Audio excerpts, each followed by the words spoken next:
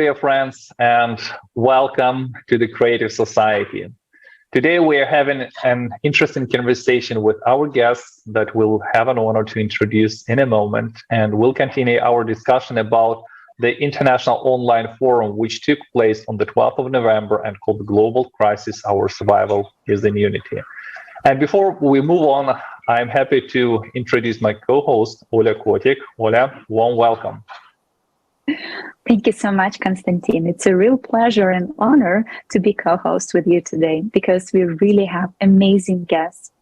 So first guest is from Cameroon. It's Nikolai Amani, the architect. And our second guest is Mr. David Seymour Banning from Great Britain, stockist, IT consultant, and investor. Welcome to today's discussion. Well, welcome to everyone. Share with us your impression about the forum, Global Crisis, Our Survival is in Unity. What touched you most? Maybe share with us your understanding. What information impressed you most that you've seen? Когда я посмотрел на форум, самое интересное для меня это было вот это вот объединение людей во благо человечества. Вот это затронуло меня. То, что действительно есть такие люди, которые верят в том, что все могут быть и жить в мире. Для меня это очень положительно. Поэтому я сразу стал посмотреть дальше, о чем идет речь. Great. Thank you for your impression. David, we'd like to address the same question to you. Share with us your impression about the forum. What information touched you most? What kind of attracted your attention? I looked at the forum, and what I was touched at immediately was the sheer, should we say, horror of what was being shown at me, the sheer, if you like, devastation from that perspective. So I just saw all that, and this is all wrong, and I just think that, reiterating, why are we not, as a nation, as Earth beings, living in peace? Why not? Thank you so much, David. Thank you. And next question I would like to address to Nikolai. I know that while watching the forum, the most thing which touched you was 8 pillars of the creative society. And I know that you have something to share with us about 8 pillars. And what do you feel about them when you heard them first time, and why it is so important for people? Действительно, меня очень затронуло эти 8 основ, когда я узнал, что существуют такие 8 основ. Я их тщательно прочитал и очень хорошо понимаю, что я всегда считал, что люди могут жить в мире, что они могут жить, что можно обеспечить безопасность всем людям. Это действительно возможно. Thank you, Nikolai. And David, I know that you also watched the forum and that there were parts which touched you the most also. Maybe you have something to share with us about it. Manso kuti pali magawo omwe ndakudziwa kwambiri kuti muli ndi china choti mugawane nafe chabwino zingakhale zabwino kuganiza titha kuthetsa chifukwa ndi vuto la mtendere kudzikosera pasi ndakhala ndikulimbanapo kale machiwonekere ndakhala ndi nkhondo yoyamba yapadziko nkhondo yapadziko ndipo tsopano tilimu kwenikweni tingathe chimene ndikuthetsa nkhondo ya dziko lachitatu ndipo njira yothetsera iyi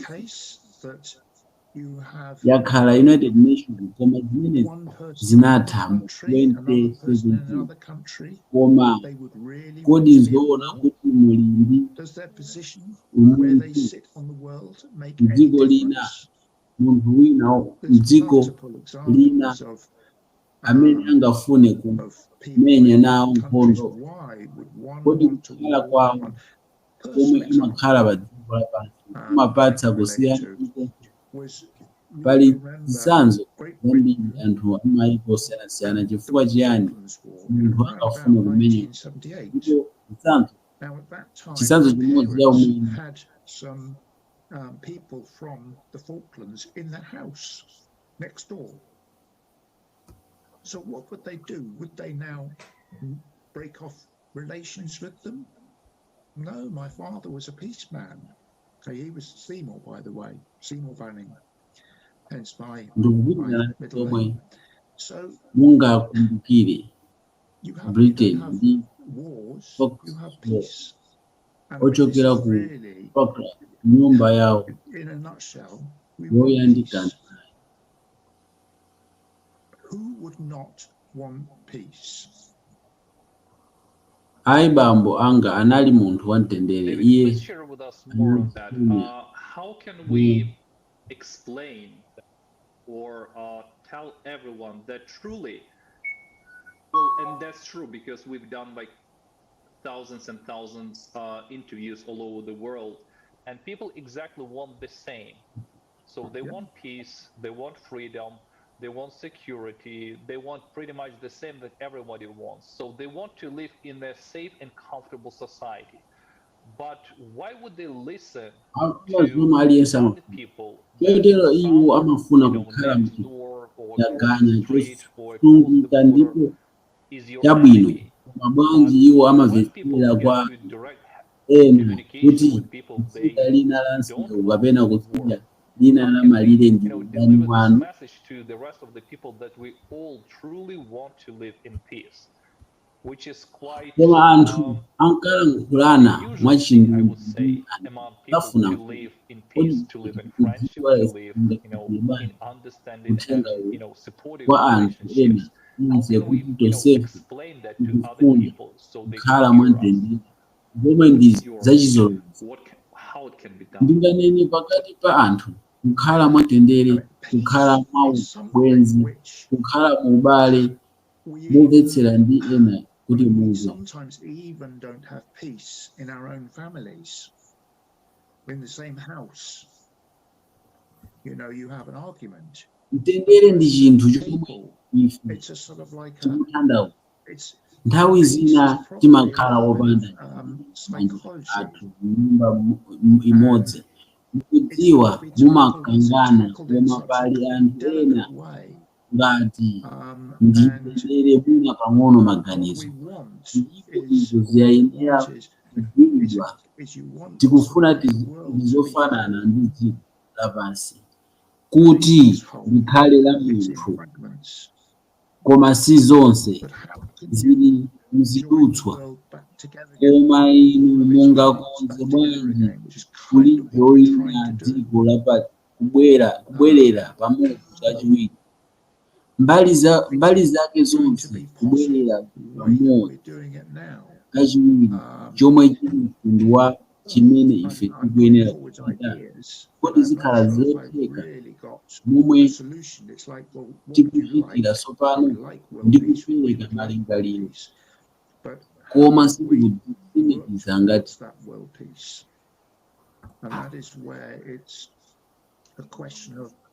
tikufuna mtendere wa pa dziko lonse. Koma kodi tingatani kuti tipeze mtendere wa pa dziko lonse? Ndipo apa ndi pamene loti tonse tili kuti ngati tonse tingagwirizane pa mtendere wa pa dziko lonse, ndiye kuti tikhoza kupita patsogolo zimakwaniritsa. Chifukwa chake tikufuna zambiri, tinganene kulumikizana momasuka pakati pa anthu. Choncho chinthu chimapereka kwa anthu kuti athe kumvetsetsa zomwe zikuchitika. Ndingopitirira ndi kufunsani funso lina kuchokera pa malingaliro anu. Mikangano ina yonse, mavuto ena onse ndi zovuta zomwe tili nazo pa dziko lapansi. Monga njala, mavuto azachuma, mavuto a anthu kuchokera ku malingaliro anu ndi zomwe zikuchitika mwachibadwa nthawi ndi nthawi, kapena pali wina amene wayima kumbuyo kwake. Ndipo mavuto onse sangamunidwe mwa Dziwani nafe zomwe mwaona komanso anu chonde.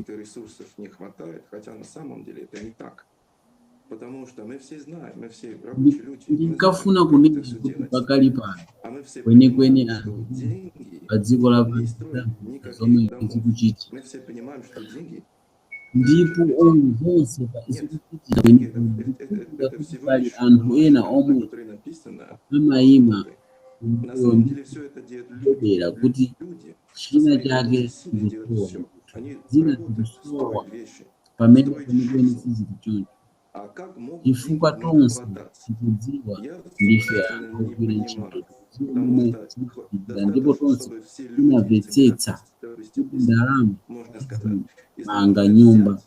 Tonse timamvetsetsa kuti ndalama sizichititsa anthu. Ayi, ndalama ndi kapepala kolembedwapo ndalama ndi anthu amene amachita zonse. Anthu ndi mphamvu zawo, amachita chilichonse, amagwira ntchito, amamanga ndipo amamanga miyoyo, ndipo sangakhale bwanji ndalama zokwanira. Ine kwenikweni sindikupeza zokwanira kusonkhanitsa anthu onse pamodzi. Ndikuyenera kuti mwatenga anthu ochokera ku dziko lina kapena m'mudzi wina. Mwachitsanzo, ndikunena kuti kudzamanga mudzi wanu, tiyeni tizichita pamodzi chilichonse chomwe mungafune. Mukungofunika anthu abwere pamodzi. Anthu akhonza kungosonkhana pamodzi ndi kuyamba kumanga dera lawo, ndipo aliyense akhoza kupita, ndipo palibe ndalama zomwe zimafunika kuti chilichonse chomwe amatumiza kusowa kwa ndalama. Kuchepa kwa chuma, mdongosolo ndi kulikonse ndimalipiro omwe tatuluka zonsezi ndi zopanda pake sizoona.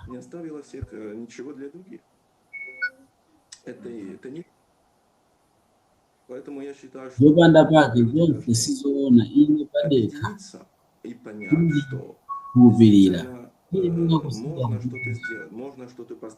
ngati akapolo. Thank you so much, Nikolai. Ndi zomwe ndimakhulupirira, chifukwa gawo laling'ono la anthu chuma chonse ndikuganiza nacho choncho, ndikuganiza amauza, ndikuganiza amauza dziko lonse. Nanga tatsala ndi chiyani ngakhale tagwira ntchito molimbika? Tatsala ndi chiyani? Palibe kutsatira. Tikuyenera kugwirizana ndi kuphunzira kugawana chifukwa Mulungu aliyense kwa anthu something happened apparently with our mentality, with our perceiving this world. David, may I address this question to you? How do you think this happened? That values in our society transformed so much that money and power started prevailing over human life. Ndikuganiza kuti anthu ayenera kubwera pamodzi ndi kuzindikira kuti inu mukhozadi kuchita china chake, inu mukhozadi kumanga china chake, inu mukhozadi kumanga gulu la creative society. Ziko kwambiri Nikolai, ndipo chinthu chokongola chomwe mwanena kuti matenda samachititsidwa ndi ndalama, amachititsidwa ndi anthu, kuti nyumba sizimangidwa ndi ndalama, zimamangidwa ndi anthu. Chilichonse pa dziko lapansi ndi pano chikuchitidwa ndi anthu. Kwenikweni nanga zikatheka bwanji kuti tikhale anthu aja dera lino amene amaona kuti ndalama ndi zofunika kwambiri kuposa anthu, ngakhale bwanji ngati popanda anthu, ngati tingakhale opanda ndalama, koma sitingathe kukhala popanda anthu. China chake chinachitika mwachionekere ndi malingaliro athu ndi kuona anthu dziko lino. David, kodi ndiyangayanga funso ili? Kodi mukuganiza kuti izi zimachitika bwanji kuti makhalidwe asintha kwambiri moti ndalama ndi mphamvu zinayamba kulamulira moyo wa anthu? Davide, ndikuganiza kuti ndalama zakhala choncho ngati mubwereranso ku mbiri yakale Aroma, ngati ndalama si choncho ndipo icho chinali chitsulo, ndiyeno mubwererenso ku iwo anali akuyamba kupanga chitsulo cha golide ndi siliva ndi mkuwa, ndiyeno zimene anthu angachite nkuyamba kuzindikira kuti mukhoza kuyikamo kupanda ungwiro ndi kupanda ndalama zochulukirapo pang'ono ndi kukhala okhotakhota, ndipo ngati mungathe kutero mungakhala okhota pang'ono m'malo mongolola izi kukhala zambiri. Pali zinthu zokwanira. We're more intent on killing each other. And we've got the Third World War. And then you think, that's not really true. There must be good people. There's, there must be good people. Chimene chili china chake chimene chili popanda malire ndipo izo icho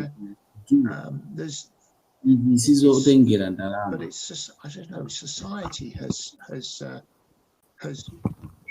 sizotengera ndalama. maybe parents, maybe what people have been motsala njere munthaka iwo njere imodzi yaying'ono ya munga kapena mtengo uliwonse waung'ono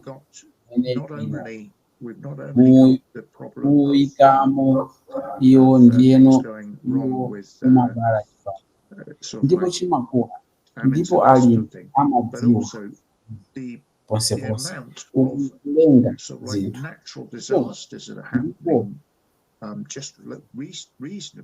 just recently is quite so like we're not ndikulenga kupangira anthu just 5 times ndipo anthu more, 10 times more, 1,000 times more. Terrible things happening. And it grieves you to see what is happening. Landslides and floods and people, because of the divisions, they're not being looked after, and it's like then you have all these millions of people which need to be moved from one country to another country, and it's just not well. I don't know. It's just not right. This doesn't seem right.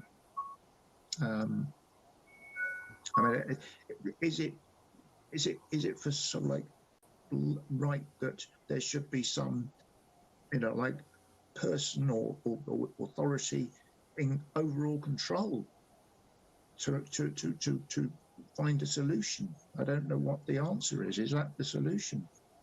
Thank you very much for your answer. I'd like to continue a little bit more about the values. From your point of view, what are the true universal values that we all people share? And shouldn't we speak more the values that truly unite us instead of dividing us into groups, nationalities, affiliations? From your point of view, what are the true values that we are all sharing and we probably forgot about? Я считаю, что самая первая общая человеческая ценность — это жизнь человека. Я думаю, что каждый мечтает видеть, как мир идет к лучшему, чтобы все люди живут в мире, в достатке, в любви. Каждый желает для своих детей самое лучшее. kuti anthu думаю, это onse нас azikhala общее. mwamtendere Никто не скажет, molemera mwachikondi aliyense иначе. amafuna kukabwino Да, kwa ana действительно, ake я думаю, что это так. ndikuganiza kuti ndi Потому zofanana что palibe сейчас, amene если могу angakwiye развернуться, zina inde у нас довольно ndikuganiza kuti такие izi сейчас в нашем chifukwa обществе, я бы pakali назвал pano это ngati tingathe дезинформацией. Потому что людям tili не ndi говорят правду, pakati что показывают по pano телеку. mdera lathu Может быть, на ndinganene kuti 10-15% правды. На самом деле это не так. ndizi Все происходит по-другому. disinformation У chifukwa них такое anthu объяснение, что не sadziwa хотят пугать людей, хотят sauzidwa поддерживать безопасность zona и zomwe якобы безопасность и порядок. amaoneka pa TV Но какая там безопасность и zitakukhala порядок будет, если все время люди 10 to людей 15%. обманывают? Потому что Zona сейчас koma люди kuti умнее, сейчас все si понимают, что происходит, njira yomweyo и видят в том числе, ali что ndi происходит в мире, kufotokoza атаки банков, kuti и вот эта вся sakufuna экономика, которая не kuopseza работает, anthu нету amafuna работы, нету kufunga ничего. И с другой стороны, bata катастрофы koma происходят. А kuti что государства chinthu действительно могут делать на chotongosodzatani эти limene дела? Ничего они lingakhalapo не делают.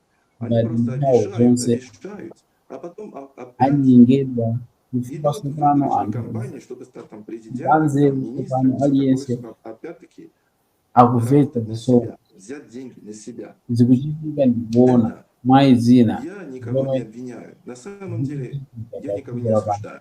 kugwa Я kwa считаю, что mafuta людей просто само mstage общество, созданное самими chomwe людьми, sichigwira ntchito вот palibe это ntchito общество palibe неправильно учило ndipo людей. Это я бы назвал материализмом, капитализмом. ndipo Можете kumbali назвать ya как matsoka угодно, но kuchita все nanga люди maiko сейчас anga живут какой-то yani kwenye индивидуализмом. Это индивидуализм. То есть, когда мы сейчас говорим о созидательном обществе, это что-то в противоположном направлении. Сейчас все думают только о себе. Как мы действительно можем делать мир лучше, если каждый будет заботиться только о себе? Так не работает.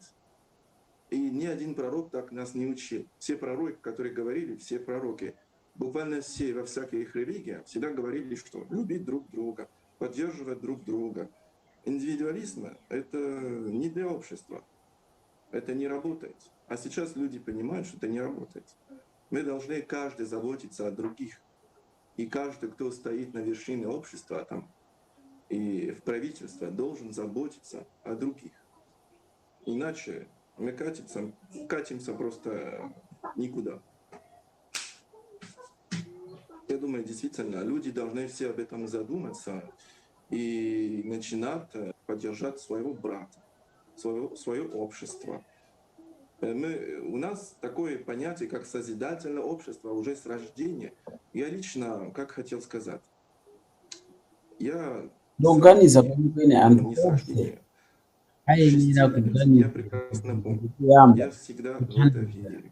m'bale Я wawo всегда рассказывал, gulu lawo есть религия, takhala есть ndi наука, они loti противоречат. society kuyamba Наука говорит bado одно, ine а религия говорит другое. kuona kunena Я kuti говорю, нет. С тех пор, ndakhala как мы njira исполнилось liyi 6 лет, я всегда верю, что это osati не так. chibadwire И что kuyambira ndili не ndi может говорить makazi другой. sanu И религия не может говорить другой. Это неправильно. ndimakumbukira Потому что жизнь одна, Бог один, там bwino все сотворил. ndakhala ndi И как можно kukhulupirira науку, которую ngakhale сам Бог создал, ndi противоречит религию, kuti которую сам pali Бог создал? chipembedzo Это непонятно. pali sayansi Поэтому люди просто zikutsutsana должны ndipo объединиться sayansi imene во chili всеобщее chimodzi понимание ndipo chipembedzo и chimanenanso двигаться в этом направлении. ndipo ine ndikuti ayi kuyambira ndili ndi zaka zisanu Thank you so much, Nikolai. ndipo It's very nthawi inspiring. zonse And to finalize this ndimakhulupirira topic kuti of our discussion, David, I also sizoona want to address this question to you. What to your kaya mind? Which singathe values, which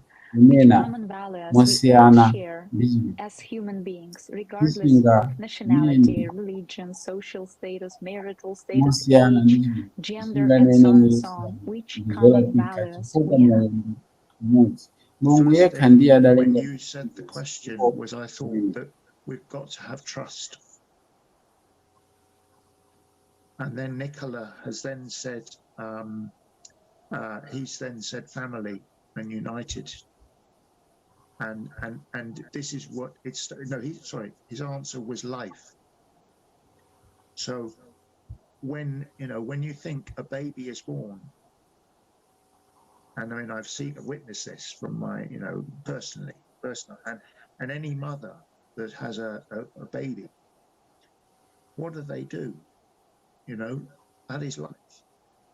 It's golden. It's a golden thing, and they nurture that baby, whether it's a boy or a girl, and they build that baby up to be into a little boy, a little girl, and as they grow and they teach them things, and they finally grow up to be a man or a woman over a period of time, and they're just building all the experiences up, and they have to witness things.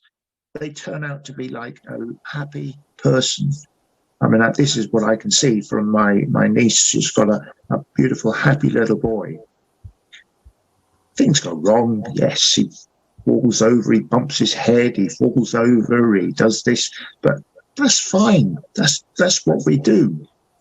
But then by the same token, I'm sure other parts of the world, you're born and you're not in the same.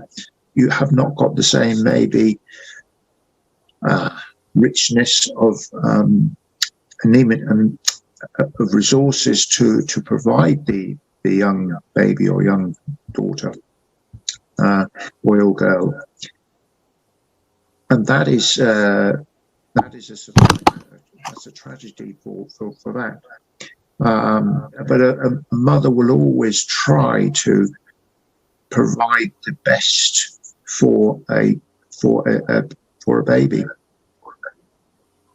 So it's going to be trust and life, and the other thing is love. Those three together, we need to form a world which is then united. Thank you so much, David. It's really a pleasure to hear that all around the world, people really feel and understand that we are more united than divided, that we have same values, each of us, and we can really unite around them. We have same goal: life, love, survival, and just being one peaceful society. I'm very glad to hear that you truly understood the essence of the creative society. Creative society is a chance, is a hope for humanity to finally stop all that madness which is happening all around the world right now, all that violence, all that crazy overusing of human life, disturbing things which are happening right now, human trafficking, slavery, something which I couldn't even imagine when I was a kid. And thank you so much for understanding how much creative society is important right now. Now, Nikolai, I want to come back to you with our last questions. I know that you already informed about the creative society. I know that you instantly started doing that after watching the forum, Global Crisis, Our Survival is in Unity. Could you please share your experience? How you do that? How did you start doing that? What motivated you to start informing? And why do you think it is so important to share creative society, not to keep it just for yourself? Ну вот, как я говорю об этом, просто в жизни бывают всякие ситуации, всякие обстановки, и я во всяком случае, как я нахожусь, например, в такси или в машине с шофёром, или даже с друзьями, я не упускаю возможность. Ну, конечно, я не навязываю, не обязательно слышите и все такое. Нет, просто я говорю с людьми. И вначале я говорил сначала, а вы знаете такое, например, создательное общество? Ну, я уже такой вопрос не задаю.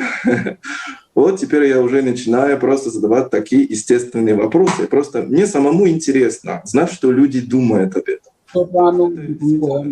коренит такой важный вопрос. Mafunso achilendo Себе так tiri таким образом я kungofuna заметил. kudziwa Все zomwe думают об этом, задают себе amaganiza za просто izi не chifukwa ndi знают, с кем funso общаться. lofunika И кого-то вообще aliyense интересует. Говорили тут, amene как ndafuna время kuti aliyense akuganiza индивидуалиста. izi Все amazifunsa думают каждый о себе. mafunso awa Тебе koma задают вопрос, sadziwa как ты kuti думаешь, ndi ndani что kapena делать, чтобы мир стал лучше, ali ndi там, chilichi участвовать в улучшении ndini мира и все такое.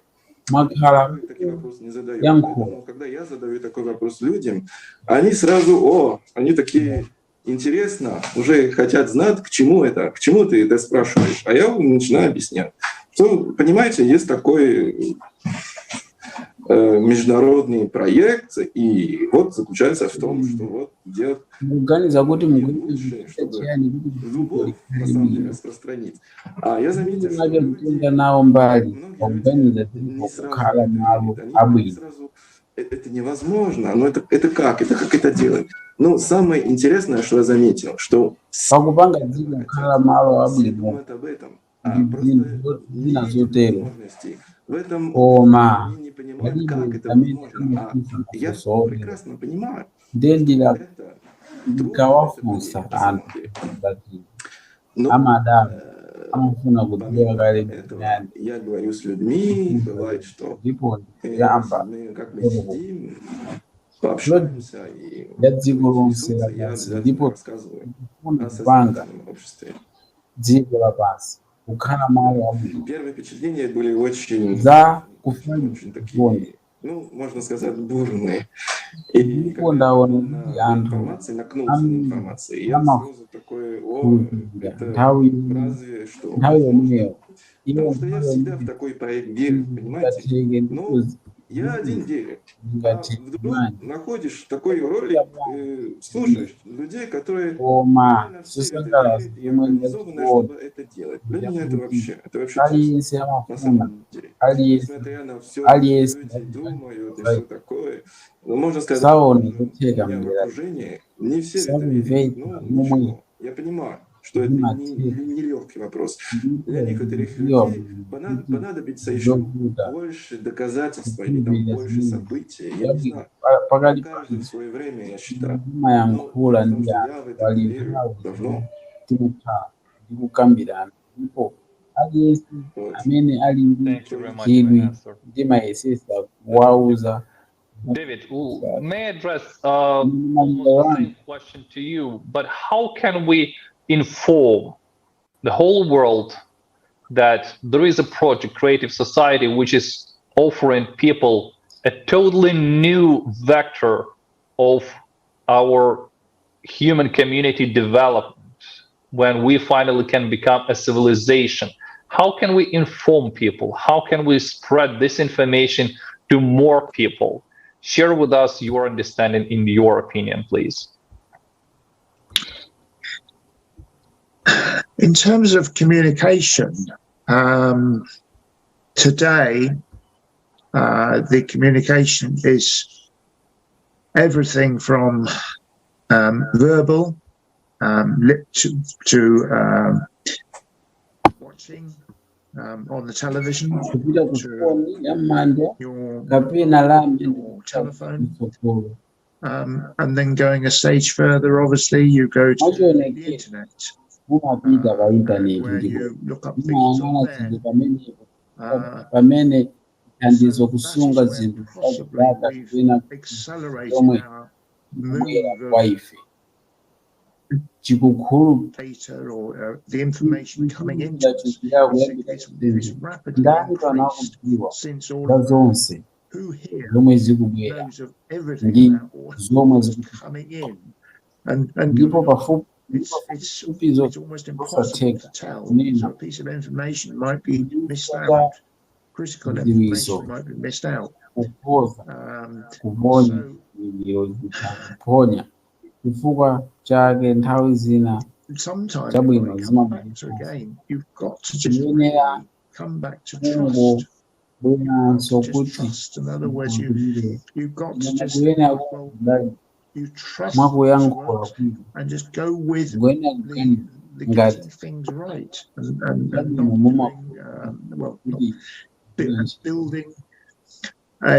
building a united society, but ndikusachitika chabwino kumanga ogwirizana koma mugulu logwirizana each person is going to have different skill sets within that society. Some people might be good at writing. Some people might be good at listening. Some people might have a skill where they can paint or write music. And these are enjoyable things. We've got a wonderful world that we live in. Some people might be very good at cooking. And then we know the world well. Unless you're talking about certain parts it's almost lived in its entirety without interaction with the rest of the world. So it's a we're still trying to build ourselves together. To stop, I just say stop the fighting. Kuchuluka kwa ndalama zonse all of the amount of money zomwe zimalowa pa nkhondo zingati zimangofunika kuongolera ndi accounting zili ngati ntchito yowerengera ndalama it just needs to be directed. It's an accounting. It's almost like an accounting exercise, isn't it? If you have your accounting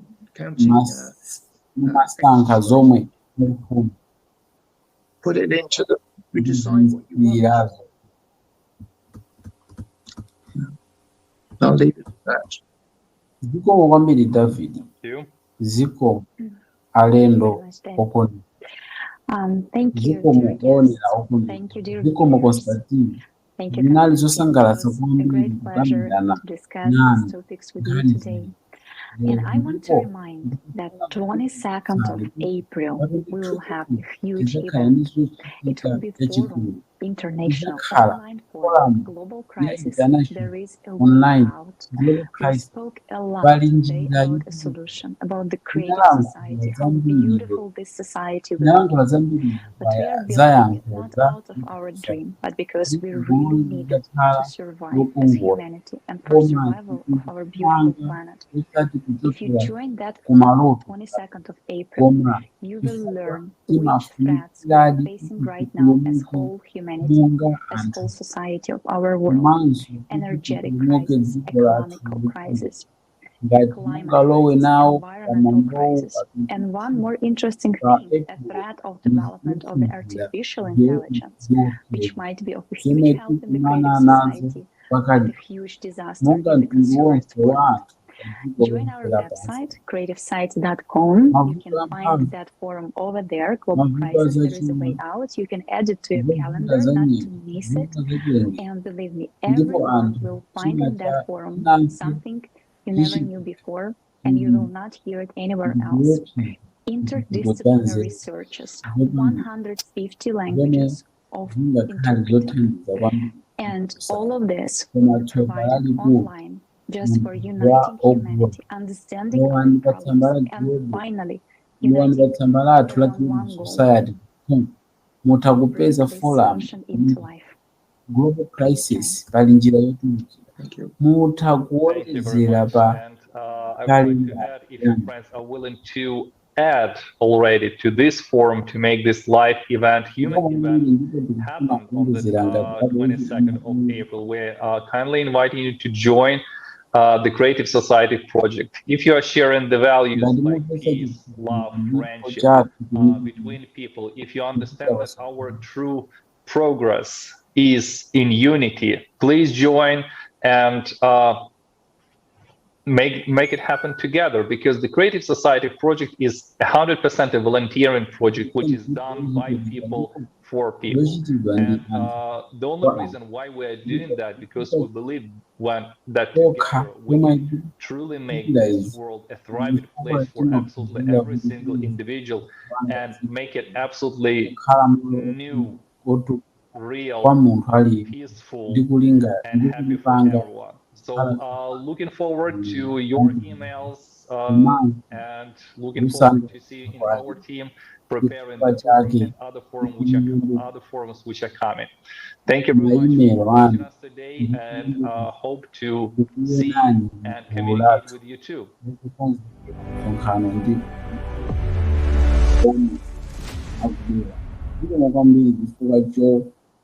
tionera ndi kuyembekezera ndi kuona ndi kulumikizana nonso.